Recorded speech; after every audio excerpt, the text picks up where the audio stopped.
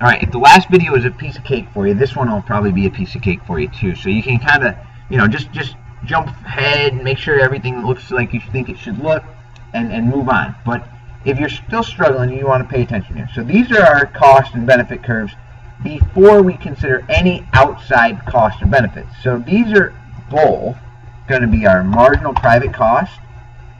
And let me change this to black here. And this one is going to be our marginal private benefit. Now, negative externality, this is going to be like cigarettes. Cigarettes come with a negative externality with secondhand smoke. So notice, Mr. Sutton, I'm not a smoker, so when I'm around secondhand smoke, I am only getting an extra cost. I'm paying a cost, and I'm getting no benefit. Like, I'm not enjoying it. I don't have nicotine in my system that makes me feel kind of euphoric and makes me feel happy. I don't get that joy. So I get no benefit, but I pay cost because I start sneezing, my eyes water, I smell bad. It's not a pleasant thing. So I have extra cost. So think about where you're going to put your new cost curve, your marginal social cost. Where's that going to go?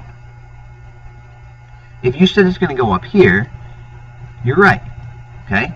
So here the costs are higher at my second curve, the one that I drew in.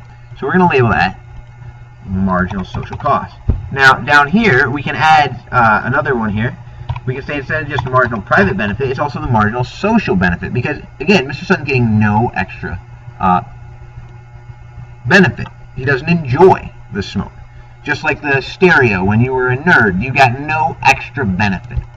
Now, let's take a second here, and I want you to try, let's have you label the free market quantity.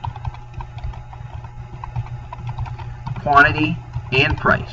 Do that on your graph. Let's label it QM and PM, alright?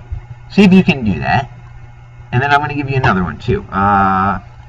Let's make this. I'll make it purple. Give me the socially optimal quantity and price. Label them QS and PS. All right. Go try that right now. See if you can do it, and then double check yourself. I'm waiting. I wish I had some water while I was waiting. Though. Somehow I had no water in my water bottle, and now it's all over my desk. Excellent. Okay, so let's see. Free market quantity. This is when private costs and benefits, that's the only thing we're going to account for. So I'm going to go red here. And I'm probably not going to actually write it because I have my mouse now. So I'll just show you where it is. So private, boom. Free market, boom. So these are only when the individual who's smoking considers his or her, man, that is a horrible line, but his or her costs and benefits. So 150 and 50. And then socially optimal, we're going to worry about the social cost and the social benefits. So I'm going to go here. All right, works out. So this is it. So let me ask you this.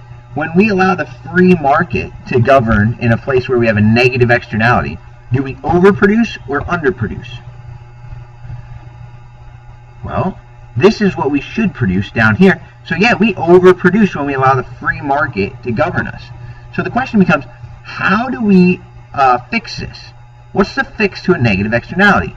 Well, we need to artificially add costs so that people understand, hey, you shouldn't smoke this much and blow this much secondhand smoke everywhere.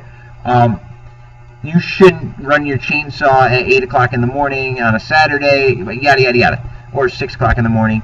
So what do we got to do? We have to add cost here, and now this looks kind of like something that we've seen before. So if we want to solve this problem, we need to, anybody? Per unit tax. And for this one, this one I actually drew pretty good. So the distance is pretty close to 100. I know down here it doesn't look like 100, but again, a per unit tax of about 100. Now we talked about this in the last video too. We are not producing at a place where we're considering all the costs and benefits when we're at the free market quantity, So if we're there, the question becomes, we have something else. We have deadweight loss. Does anybody know where the deadweight loss is? This one always confuses kids. All right? Think about where it is. You know it's a triangle. I'm going to bet that a bunch of you said that this is the deadweight loss, right? I would bet, I'd bet a fairly significant chunk of cash that you said that. And if you did, don't feel badly that you made one of the very, very common mistakes in micro. You're used to seeing this arrow point to the right. But remember what I told you. It always points to the most efficient, the socially optimal level of output, or equilibrium point. And this right here is not that point. So it actually is here. Because again, notice we are pointing to the socially optimal equilibrium or level of output, which is right there. And so this is one that tricks students. I suppose the best way to kind of help you conceptualize this is we're producing too much here. This is output that we shouldn't be developing or producing. Output we shouldn't be producing. So this right here is not what we want. This up here is the extra cost or the extra surplus that we should not be producing. This is our inefficient area here, and it points backwards. Now notice, what happens to your deadweight loss once we produce at this point? The answer is it goes to 0. This is the beautiful place here. Hang on, let me think if I want to pause for a second.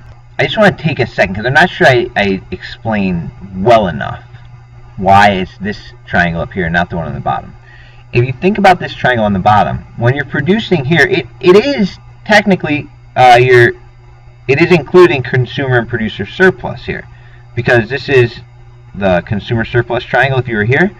But notice we shouldn't be producing this surplus here, because this area here tells us why. This is the inefficiency, because we're not accounting for the actual social costs, which are up here, when we produce at this output.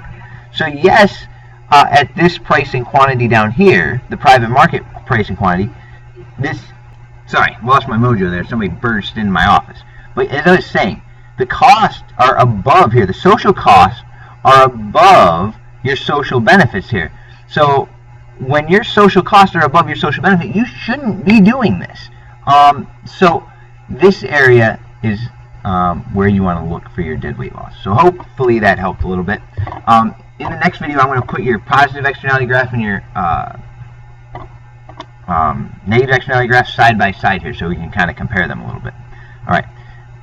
Thank you. And if you have any questions, let me know.